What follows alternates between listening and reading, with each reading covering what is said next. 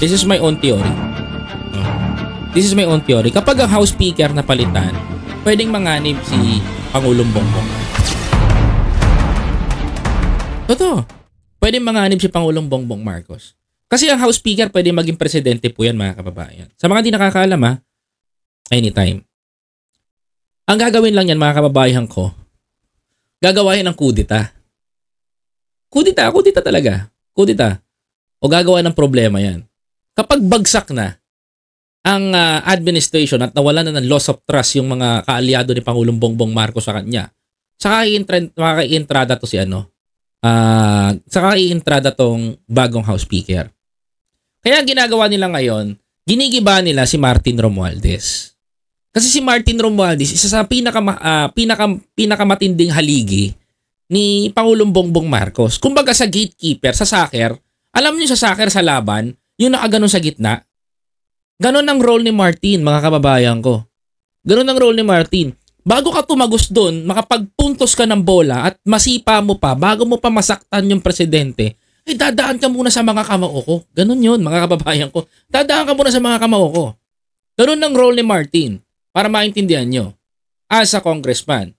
Kaso, ang bilang House Speaker, mga kababayan ko, ang Congress din ang nagde-decide din isa pa ng budget. Yan budget. Sila rin, mga kababayan ko, may kakayanang magpa-impeach ng isang mataas na pinuno ng bansa o kahit presidente. Yan ang kakayanan ng Congress. Yan napakahalaga nito. So, nung nasa headquarters kami, mga kababayan ko, kwento ko na sa inyo to para makilam nyo. Nung nandun ako sa headquarters ni Pangulong Bongbong Marcos, alam nyo ba, yung mga ilang BBM youth, mga abogado, mga supporters ni Pangulong Bongbong Marcos sa matataas ang posisyon at alta sa buhay, ando doon, nakakausap ko. Sabi ko na one time nagulat ako, GMA, pumasok, dumating, mga kababayan ko. Nagulat kami lahat, mga kababayan ko. Na-shock din ako. Sabi ko, Sabi ko ganun. Anong ginagawa ni Aling Maliit dito? Sabi ko, mga kababayan. Anong ginagawa ni Aling Maliit dito? Sabi ganun. Ay, si Sara Duterte kasi. Kaalyado ni Sara Duterte yan si PGMA. Okay. Tapos, pagtalikod naman ni PGMA, mga kababayan ko. Pagtalikod niya, yung mga chismoso sa likuran ko na mga parallel leaders, hindi ko na papangalanan kung sino mga kapatid. Hindi ko na pangangalanan. Yung mga chismoso doon sa likod ko na parallel leaders, mga kapatid, nagkwentuhan po. Naku, delikado yan si GMA. Pag nanalo si Marcos, si Bongbong, ipapa-impeach niya yan. Yung kagad yung mindset nila, mga kababayan ko. Yung kagad yung mga mindset nila. Ako naman nakikinig lang, hindi naman ako pwede sumabat Ito ako sasabat. Diba, usapang matatanda yun, sabi nila, pag ang bata daw, sumabot sa bata. Pag ang nakakabata daw, sumagot sa matatanda, parang pambabastos. Nakikinig lang naman ako sa kanila. Kung ano tanong nila sa akin, yun lang sinasagot ko. Ganun kasi ako pagkasama niyo ako, mga kababayan Kung ano tanong niyo sa akin, yun lang sasagutin ko. Anything else, di ako makikialam. Nag-uusap sila. Tapos pagpanik ko naman sa second floor, sa HQ, nagulat naman ako, mga kababayan ko, pinag-uusapan na naman nila yun, yung mga abogado. Yung mga abogado naman nag-uusap. Sabi ko, shoota? Ano ba to? Dumating lang si GMA. Biglang ganyan ang usapan ninyo? Sabi naman isang abogado, kung dumating man sa punto yan, alam na namin yan, natanda na kami dyan. Alam namin ang gagawin dyan. Kasi panalo tayo. Ipapalalo natin ang si Congressman Martin. Ipapanalo natin ang tinggog. Napaisip naman ako. Habang nasa biyahe ako, nagmilay-milay ako.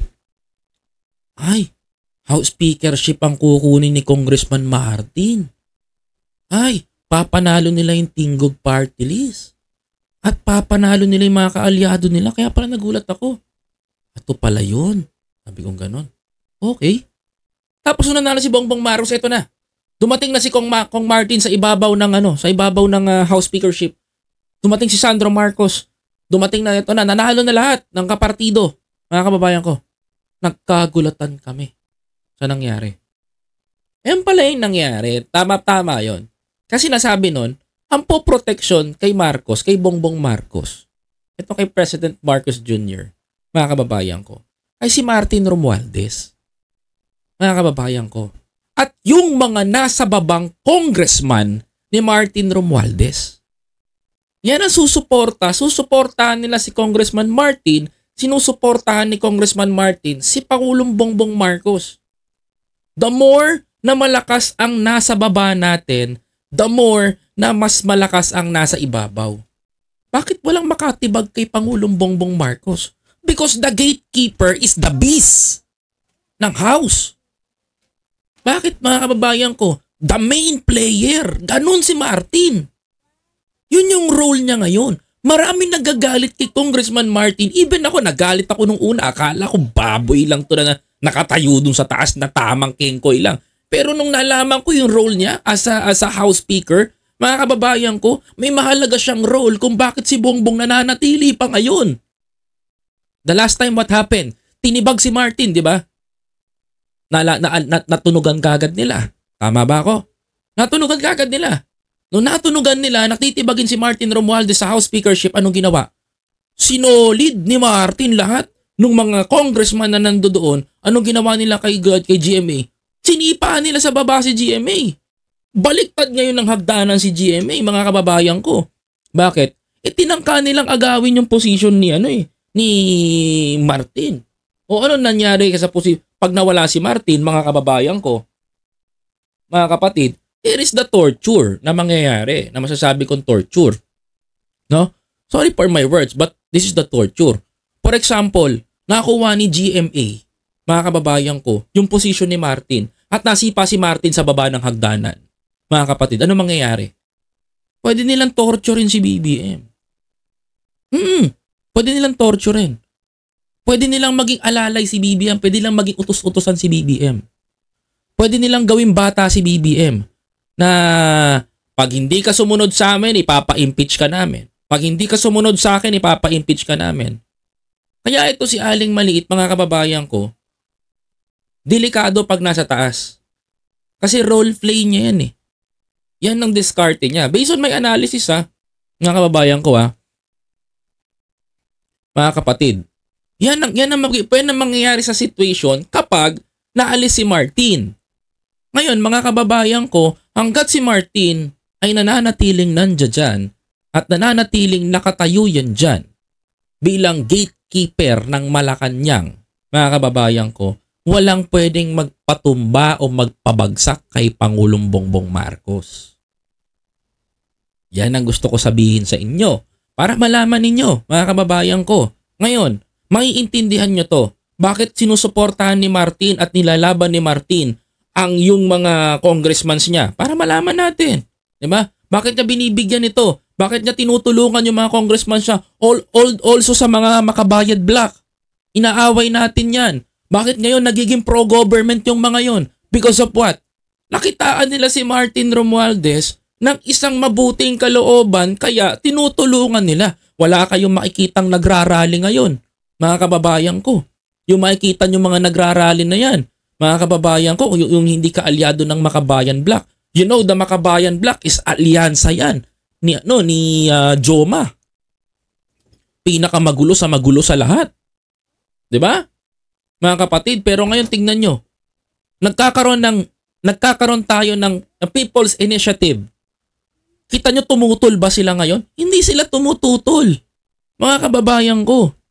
Kasi ang ginawa ni Martin Romualdez, kaysa awayin sila, kaysa dikdikin sila, kaysa durugin sila dahil wala talaga silang laban, pinakinggan sila ng tao.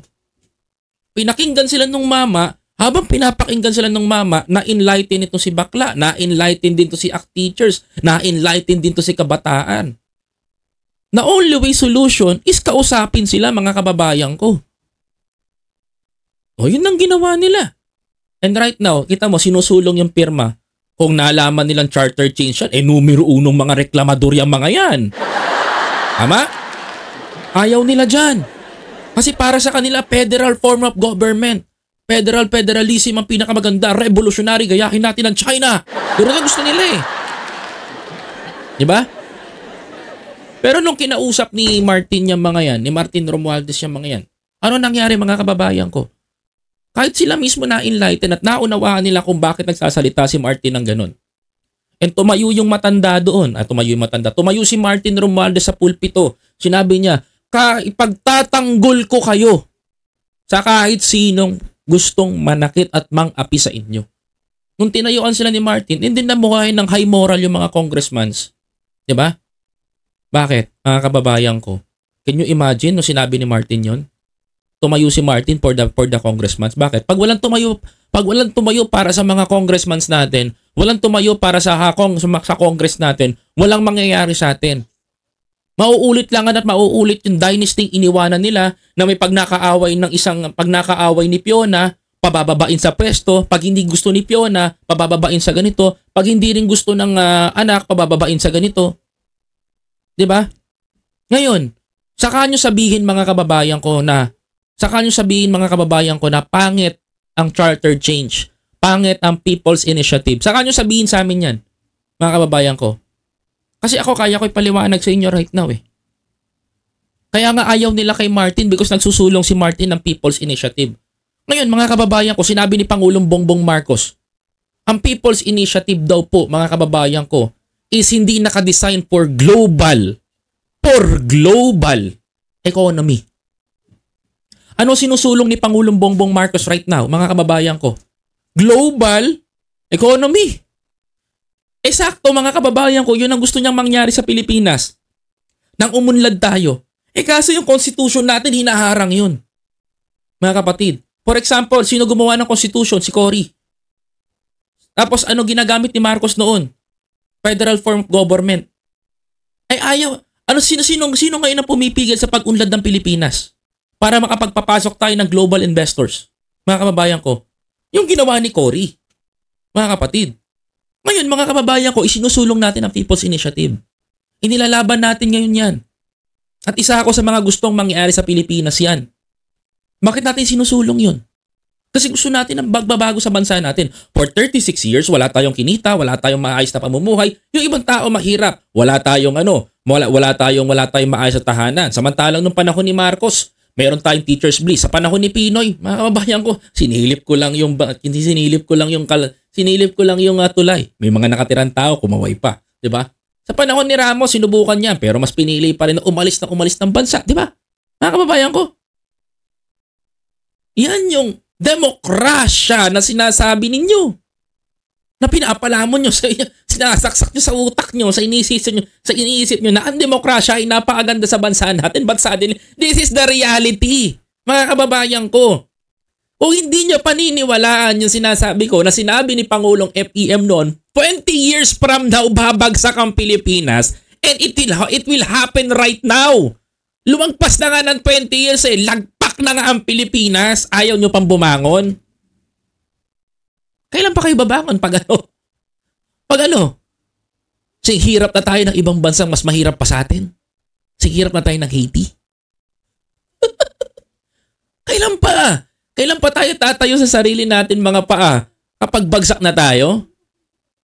'Di ba? Kailan pa tayo babangon?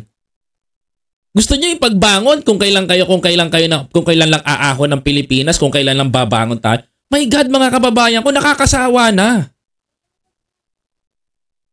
Ayun ang People's Initiative. Gusto nyo pinaglalaban nyo yan. Ano mangyayari sa atin? Kung hindi nyo paglalaban, kung di natin ilalaban to. Diba?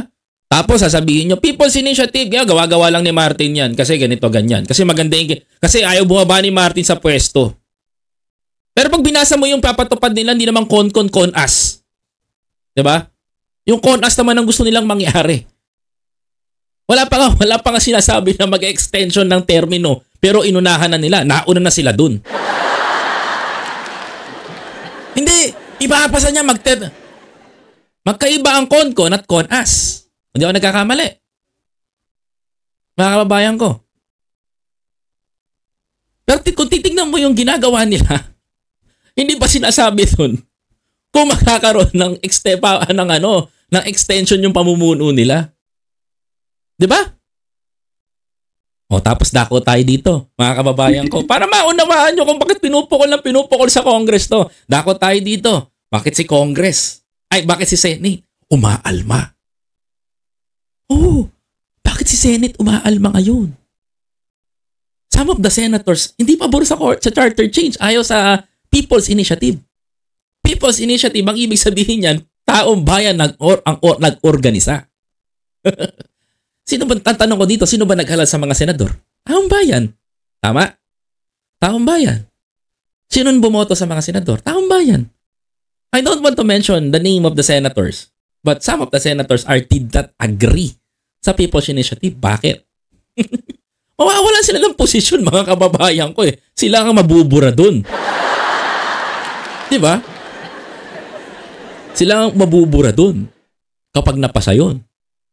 Ngayon, mga kababayan ko, tatanungin ko kayo, kung taong bayan ang nag-inisyatiba na palitan ng federal ng form of constitution ng bansa natin, mga kababayan ko, kung talagang para sa taong bayan yung mga senador na yon, okay? I want you to listen. Kung talagang para sa taong bayan yung mga senador na yon, pipirma sila, tutulungan nila yung People's Initiative. Kasi that is People's Initiative. That is not Tambaloslos Initiative. Okay? One last. Para sa ikatatahimik po ng lahat, mga kababayan ko. Gusto ko pong ilabas to. Okay. Kapag nakakita kayo ng sinasabi nilang AX na pinamimigay daw po, mga kababayan ko, netong mga senador, mga kapatid. Ito tatapatin ko po kayo. Kapag nakakita po kayo ng pinamimigay ng AX, mga kababayan ko, yung daw yung pamimigay doon ng ayuda, mga kababayan ko. I want you to ipapakita ko sa inyo na simplest way, no? Ito, mga kababayan, asan na ba yung Viber ko? Papakita ko sa inyo to. Pag sinabing, hindi, binibili yan ng tao ng pera ng taong bayan, mga kapatid. Ito po tapatan. Ayan. Papakita ko para makita ninyo. Router, Viber, ayan. Ayan. Brave, ganito. Teka. Ayan. Ayan. Ayan, pakita natin. Ang ginagawa po ni congressman dito, ay ni senator dito, mga kababayan ko, ay nagbibigay po ng AX, mga kababayan ko. Ito pala yung AX, mga kapatid. Yung tulong ng gobyerno natin. Ayan po, mga kababayan, no? Ayan po. Si Senator Bongo, pumunta siya doon sa isang lugar na may pondo siya ng AX, mga kababayan ko. Ito lang po, bago lang din po ito, So, ibig sabihin nito, may pondo rin ng gobyerno. Actually, Senator Bongo, yan lang sa mga DDS at si Senator Bato, hindi ko nakikita ang trapo Sa totoo lang, Okay. Ito yung AX, mga kababayan ko. Tumatanggap po yung mga parents natin, tumatanggap po yung mga senior natin, tumatanggap po yung mga pinakamahihirap sa bansa natin, ay tinutulungan po ng gobyerno. Can you imagine na 10,000? Pinibigyan yung mga natin? Mayroon po ba dyan na nakasaad na pirma? Mga kapatid? Wala po. Bakit nila kinukulayan yung pirma? Gusto niyo sumama ako doon sa pagpapapirma? Wala namang problema. May tatawagan lang din ako. Diba? Tingnan niyo po, mga kababayan ko. Meron po bang pirma? Mga kababayan, kung makikita nga po ninyo, tingnan niyo, tulong yan binibigay. Hindi po pirma yan na may nakikita lang kayong tally sheet na ganyan. Nakala nyo naman, sinasabi, yan daw yung bayad, pirma.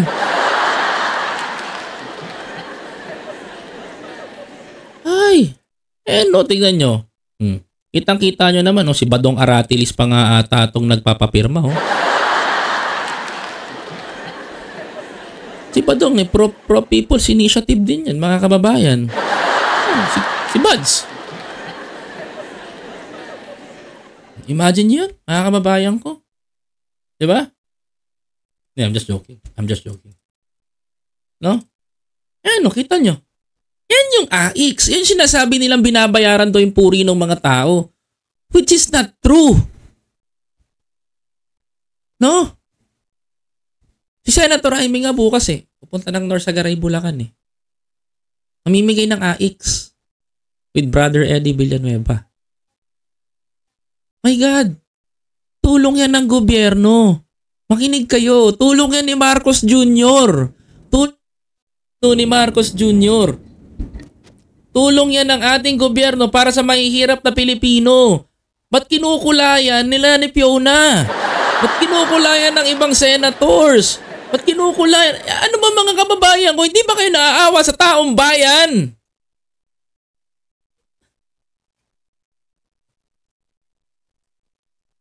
Ano ba? Wake up! Di ba kayo naaawa sa tao na to? Di ba kayo naaawa sa i-issue nyo yung problema, pinapipirmahan? Of course mga kababayan, kung may mga pipirmahan ka dyan, it's very normal. Nung kumuha ka nga ng ayuda ng pandemic, may pinirmahan ka ba o wala? Imposible kasi kung hindi ka pumirma, di ka nakakuha. Yung pagpirma ng mga tao, ginagawa nyong issue, akala ninyo, binabasa rin nila yan. Hindi naman basta-basta pirma ng pirma yung mga tao. Huwag daw ipagpalit sa halagang 100 piso sa 2 kilong bigas. That's not true. Ang binibigay dito mga kababayan ko, ayan no, DSWD ang nagpapamigay ng pera sa ating mga kababayan. Makakuha lang ng AIX mga kababayan ko. So walang katotohanan sinabi ni Maharlika mga kapatid na, ay pag kumuha ng AIX yan, bayad na yan, binabayaran na ganito. And ano, itong larawan na to ang magsisilbing aral sa inyo. Magsisilbing palatandaan ninyo, mga kababayan ko, na ito ang ginagawa ng ating gobyerno, ito ang ginagawa ng Marcos administration, ito ang ginagawa ni Kuting ng Norte, ito ang ginagawa no sinasabihan na gumagamit ng pulburon, yung anak ng diktador, sinasabihan magnanakaw, sinasabihan na ito yung ginagawa ng pamahalaan nila samantalang nung panahon ni Duterte, wala po kaming naramdaman na ganito.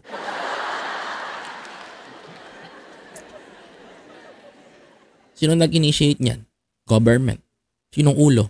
Government. Ba't merong AIX kasi pinirmahan ni Pangulo yung batas? Ba?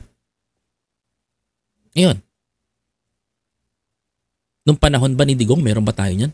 Buwan-buwan? Meron ba tayo niyan? Wala. 4 piece lang ang merong pinagpatuloy niya. 4 piece na kahit mayaman nakakalusot. Diba? Kahit nga tomboy na walang anak, may 4 piece mga kababayan ko eh. Nung panahon niya, alam na alam ko, taga rito sa amin, meron.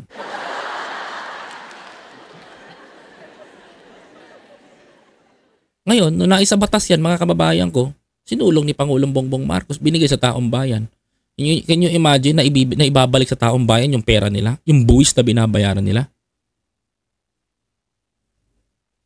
Kasi nung panahon ng dating administration, usong-uso nun. Ganito eh. Tatawag lang yan. Sir, okay na. Yung sa 44, maayos na sir.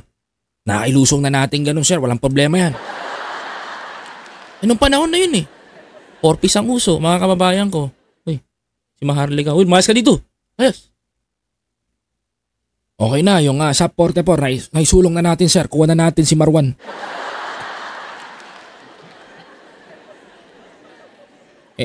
Nung pumalit kay Pinoy. Eto, marami. Sige. Tumban nyo na yan. Gina, tukhang.